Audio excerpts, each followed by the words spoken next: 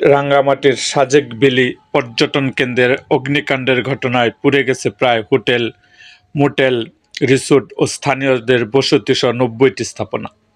আজ সোমবার দুপুর ১টার দিকে বাঘাইছড়ি উপজেলার সাজেক ইউনিয়নের পর্যটন কেন্দ্র ভ্যালিতে এ ঘটনা ঘটে। সেনাবাহিনী, বিজিবি, পুলিশ ও ফায়ার সার্ভিসের প্রায় ৫ ঘন্টার চেষ্টায় সন্ধ্যা ৬টার দিকে আগুনের নিয়ন্ত্রণ আসে। তবে এ ঘটনায় কোনো হতাহতের ঘটনা ঘটেনি। সংশ্লিষ্ট সূত্রে জানা গেছে, সাজেক ভ্যালির একটি রিসোর্ট থেকে প্রথমে আগুনের সূত্রপাত হয়। মুহূর্তে আগুন ছড়িয়ে পড়ে আশপাশের হোটেল, মোটেল, রিসোর্ট ও স্থানীয়দের বাড়িঘরে। চোখের পলকে বেড়ে যায় আগুনের ভয়াবহতা। এ সময় সাজেকে অবস্থানরত পর্যটকদের মধ্যে আতঙ্ক ছড়িয়ে পড়ে। খবর পেয়ে দ্রুত ছুটে যায় সেনাবাহিনী, ফায়ার সার্ভিস, পুলিশ, বিজিপি ও স্থানীয়রা। পানি না থাকার কারণে সময়ের সঙ্গে বাড়তে থাকে আগুনের ভয়াবহতা। পরে সেনাবাহিনীর সহায়তায় হেলিকপ্টার করে পানি দেওয়া হয় ক্ষতিগ্রস্ত এলাকায়।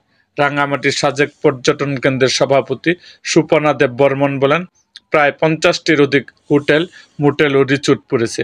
রেস্টুরেন্ট পুড়েছে প্রায় ৩০টার মতো। এছাড়া হেডম্যানের ঘরসহ স্থানীয়দের বাড়িঘর পুড়েছে প্রায় ২০টি। তবে এ ঘটনায় কেউ মারা যায়নি। এ ঘটনার পর রাঙ্গামাটির জেলা প্রশাসনের পক্ষ থেকে ঘটনাস্থল পরিদর্শন করেন উপসচিব মোবারক হোসেন। তিনি বলেন, অগ্নিকাণ্ডের কারণে হতাহতের ঘটনা ঘটেনি, তবে ব্যাপক ক্ষয়ক্ষতি হয়েছে।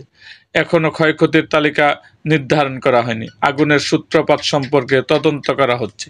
এরকম আরও ভিডিও পেতে এবং রাজনৈতিক অঙ্গনের নানা ঘটনা ও ইতিহাস জানতে আমাদের মুক্তাগাছার ইতিহাস মিডিয়া ইউটিউব চ্যানেলটিকে সাবস্ক্রাইব করুন এবং পাশে থাকা বেল আইকনটি বাজিয়ে দিন।